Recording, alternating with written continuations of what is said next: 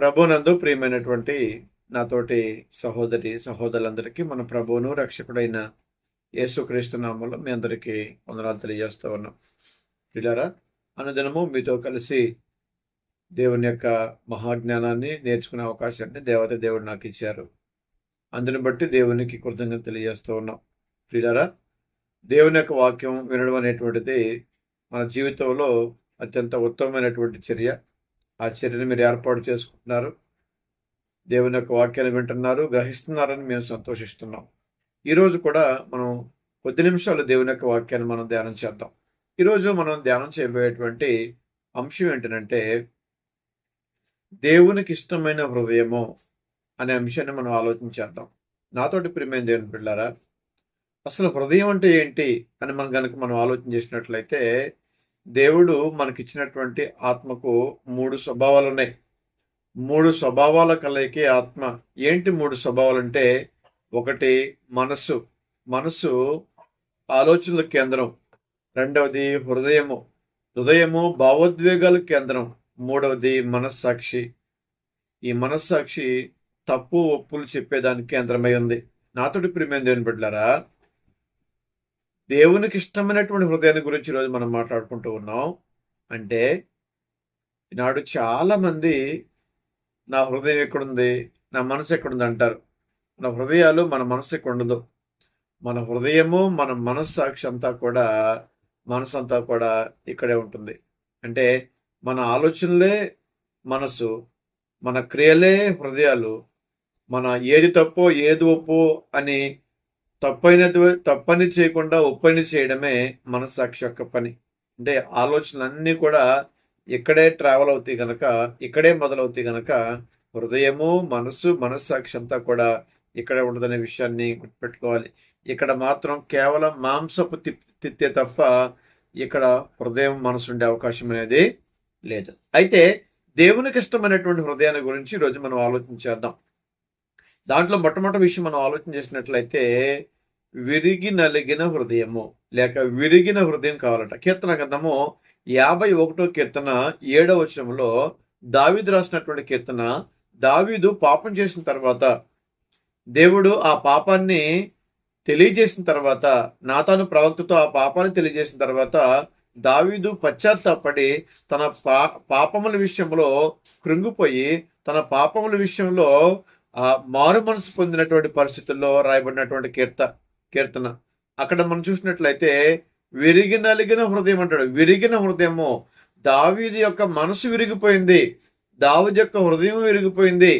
ఏ పాపం అయితే ఆయన మనసు వెళ్ళిందో, ఏ పాపం అయిపోతే ఆయన హృదయం ప్రేరేపించిందో, అదే పాపం విషయంలో దావీదు విరిగిన వాడిగా ఉన్నాడు. తన హృదయాన్ని విరుచుకున్న వాడిగా ఉన్నాడు. నీ హృదయం కూడా పాపం విషయంలో విరిగిందా? నీ మనసు కూడా పాపముల విషయంలో విరిగిందా? ఒకవేళ పాపముల విషయంలో విరిగి నలిగిన హృదయం లేకపోతే నీ హృదయం దేవునికి ఇష్టమైనది కాదు అనే విషయాన్ని మీరు అర్థం చేసుకోండి. దేవునికి ఏది ఇష్టమో అలాగే ఉండాలి. దేవునికి ఇష్టం లేని దాన్ని మనం విడిచిపెట్టాలి. దేవునికి ఇష్టమైన దాన్ని మాత్రమే మనం చేయడానికి బదులమై ఉన్నాం. కనుక విరిగిన హృదయం కావాలి.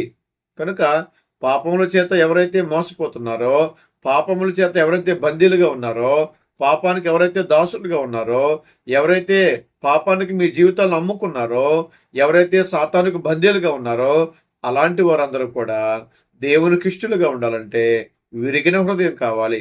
వారు చేసినటువంటి పాపముల విషయంలో విరిగిన హృదయం కావాలని వాక్యం మనకి తెలియజేస్తూ ఉంది. రెండవదిగా మనం చూసినట్లయితే శుద్ధ హృదయం కావాలి.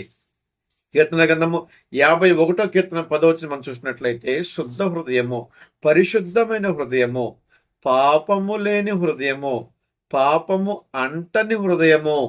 యోసేపు విషయం దగ్గరికి మనం వెళ్ళినట్లయితే, పాపం చేసే సందర్భాలు వచ్చినా కూడా, పాపం చేసే అవకాశం వచ్చినా కూడా పాపానికి దూరంగా విడిచిపెట్టి పారిపోయాడు. ఆయనే శుద్ధమైనటువంటి మనసు కలవాడు. మరి పాపానికి దూరంగా నువ్వు పారిపోతున్నావా? పాపాన్ని అంటించుకున్నావా? పాపం సమీపంగా ఉన్నప్పుడు, పాపం దగ్గరగా ఉన్నప్పుడు, పాపం చేసే అవకాశాలు ఉన్నప్పుడు దాని నుంచి దూరంగా పారిపోయావా? లేకపోతే ఆ పాపాన్ని నువ్వు కొనసాగిస్తున్నావో ఆలోచించేయండి. ఆ పాపం విషయంలో నీ మనసు నీకేం చెప్పింది? ఆ పాపం విషయం నీ హృదయం నీకేం చెప్తుంది? నువ్వేం చేస్తున్నావు అనే దాని గురించి మనం ఆలోచన చేయాలి.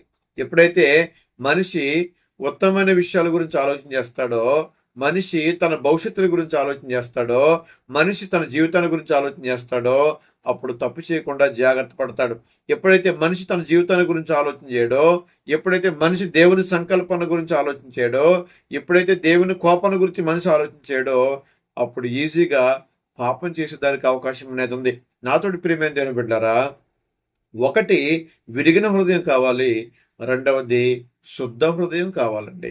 మూడవది మనం చూసినట్లయితే మన హృదయం ఎలా ఉండాలంటే వాక్యానికి స్పందించే హృదయం ఉండాలండి. ఇది 24వ వీడియో. ఈ వీడియో చూడడం వలన మీ హృదయము ఎంతవరకు స్పందించింది,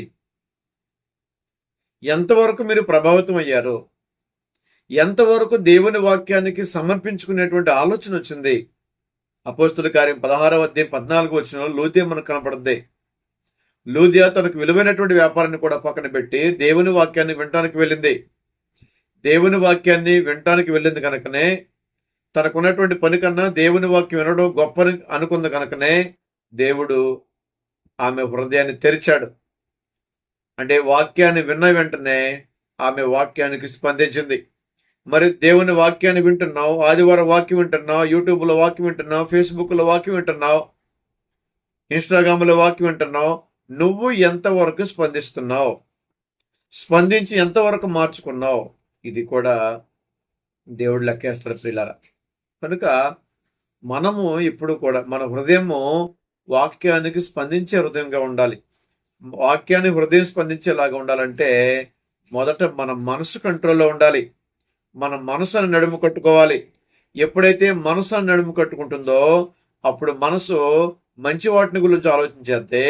అప్పుడు హృదయము మంచి వాటిని గురించి, భావోద్వేగాన్ని గురించేద్ది. కనుక ఒకవేళ మనసు కనుక పాపం విషయం గురించి ఆలోచన చేస్తే, ఒకవేళ మనసు కనుక లోక సంబంధమైన విషయాల గురించి ఆలోచన చేస్తే, హృదయం కూడా లోక సంబంధమైన విషయాల గురించే నిన్ను భావోద్వేగం గురించేద్ది. కనుక నాతోటి ప్రియమైన దేవుని బిడ్డలారా, హృదయం కంట్రోల్లో ఉండాలంటే మనసు కంట్రోల్లో ఉండాలి. ఎప్పుడైతే మనసు హృదయం కంట్రోల్లో ఉంటుందో అప్పుడు వాక్యానికి స్పందించేటువంటి హృదయంగా మారుతుంది.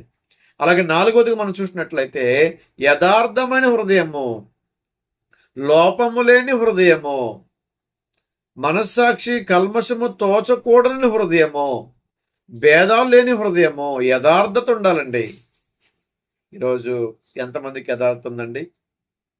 సంఘంలో లేదు, సంఘ పెద్దల్లో లేదు, సంఘ సభ్యుల్లో లేదు. సంఘానికి వాక్యాన్ని ప్రకటించేటువంటి సేవకుల్లో కూడా యథార్థత కరువు అయిపోయింది. నాతోటి ప్రియమైన వాళ్ళరా, దేవునికి ఇష్టమైనటువంటి హృదయము, యథార్థమైనటువంటి హృదయము. ఎఫెసీ పత్రిక 6వ అధ్యాయం 5వ వచనాన్ని మనం ఆలోచన చేస్తాము. యథార్థమైనటువంటి హృదయము, యథార్థమైనటువంటి హృదయము కలిగి మనం ఉన్నట్లయితే ఖచ్చితంగా దేవునికి ఇష్టలుగా మనం ఉంటాం. 5వదిగా మనం ఆలోచన చేసినట్లయితే స్థిరమైన హృదయము. చాలా మందికి స్థిరం ఉండదండి. లోక సంబంధమైన పనులు బాగా స్థిరంగా ఉంటారు. లోక సంబంధ ఉద్యోగాన్ని పర్ఫెక్ట్గా చేస్తారు. కుటుంబం దగ్గర పర్ఫెక్ట్గా ఉంటాడు, భార్య దగ్గర పర్ఫెక్ట్గా ఉంటాడు, పిల్లల దగ్గర పర్ఫెక్ట్గా ఉంటాడు, తల్లిదండ్రుల దగ్గర పర్ఫెక్ట్గా ఉంటాడు. కానీ దేవుని దగ్గర మాత్రం పర్ఫెక్ట్గా ఉండడు. అన్ని విషయాలు స్థిరంగా ఉంటాడు, దేవుని దగ్గర మాత్రం స్థిరంగా ఉండడు. నాతోటి ప్రియమైన దేవుని బిడ్డలారా, దేవునికి నీలో ఏం కావాలో తెలుసా, నాలో ఏం కావాలో తెలుసా? స్థిరమైన హృదయము, నిలకడైన హృదయము. కుడికి గాని ఎడం కాని తిరగని హృదయము, చెడుకు ముందుకు దూకని హృదయము మనకు కావాలి. పాపం అంటే ఈనాడు లోకం ఎంత ప్రేమిస్తుందో తెలుసండి. పాపాన్ని ప్రేమించినంతగా దేన్ని ప్రేమించట్లేదు. ఒక పక్క దేవుడు, ఒక పక్క పాపం పెడితే మనిషి పాపం వైపుకి వెళుతున్నాడండి, దేవుని వైపుకి రావట్లా.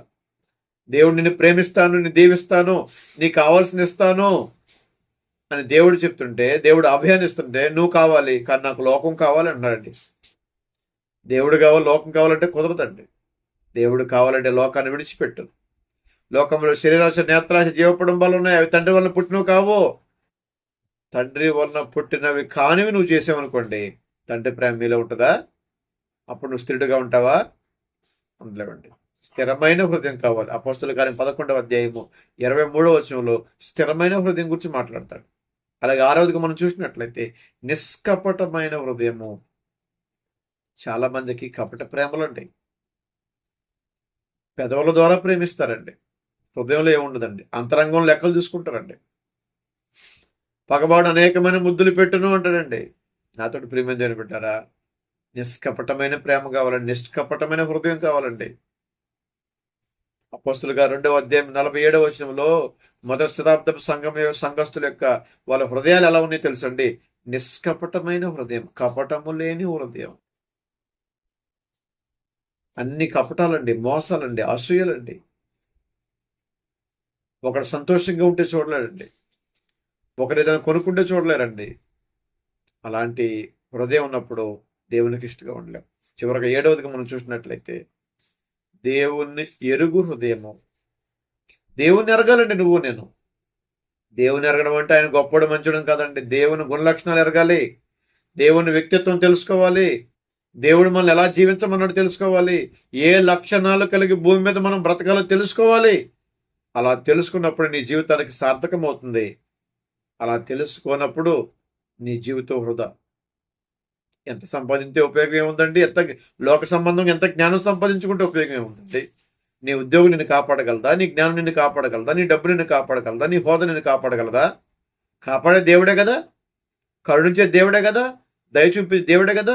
అలాంటి దేవుణ్ణి విడిచిపెట్టి, అలాంటి దేవుణ్ణి ఎరుగకుండా లోక సంబంధమైన వైపు తిరగడం వల్ల అది సరైనది కాదు. ఇర్మీయా గ్రంథము 24వ అధ్యాయం 7వ వచనంలో దేవుణ్ణి ఎరిగేటువంటి హృదయాన్ని గురించి మాట్లాడుతున్నారు ఇర్మీయా గారు. మరి నాతోటి ప్రియమైన దేవుని బిడ్డారా, మరి మీ హృదయం ఎలా ఉంది? దేవునికైతే విరిగిన హృదయం కావాలి, యథార్థమైన హృదయం కావాలి, శుద్ధ హృదయం కావాలి, వాక్యానికి స్పందించే హృదయం కావాలి, స్థిరమైన హృదయం కావాలి, నిష్కపటమైన హృదయం కావాలి, దేవుణ్ణి ఎరిగే హృదయం కావాలి. మరి నీ హృదయం అలా ఉందా? అలా లేకపోతే ఇప్పటి నుంచైనా దేవునికి నచ్చిన హృదయం కలిగి జీవించాలని, జీవించి దీవెనలు పొందాలని మీ అందరికీ వందనాలు తెలియజేస్తూ ఉన్నాను.